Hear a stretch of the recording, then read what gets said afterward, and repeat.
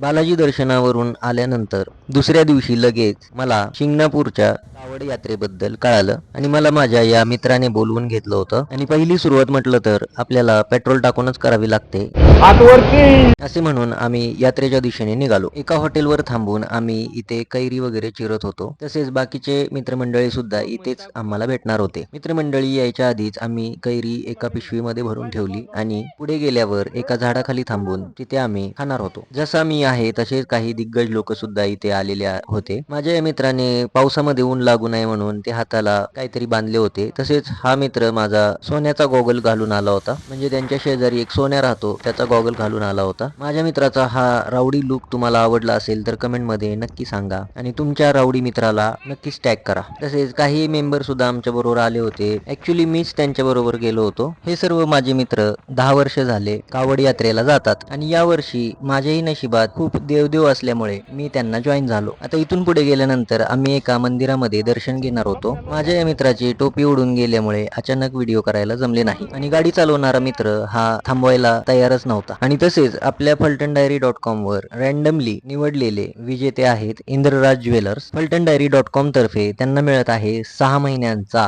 10,000 रुपयांचा advertising package, तोही मोफत. त्याचबरोबर 3,999 चे प्रीमियम मर्चंट प्लॅन फक्त 999 रुपयामध्ये. तर इंद्रराज ज्वेलर्स जर तुम्ही ही रील बघत आहात तर फलटणडायरी.com ला डायरेक्ट मेसेज करायला विसरू नका. तर आम्ही इथे जावलीच्या सिद्धनाथाच्या मंदिरात आल्यानंतर मित्राने अशी घोषणा केल्यानंतर मी पहिला मंदिरामध्ये देवाचं दर्शन घ्यायला गेलो. तिथेही अशा सुंदर सिद्धनाथाच्या मूर्तीचे दर्शन मला झाले. पुन्हा एकदा येऊन मी नक्कीच या जावलीच्या सिद्धनाथाचा पूर्ण व्लॉग बनवेल, तर मला फॉलो करायला विसरू नका. आणि इथून पुढचा प्रवास आपण पुढच्या व्लॉग मध्ये पाहूया.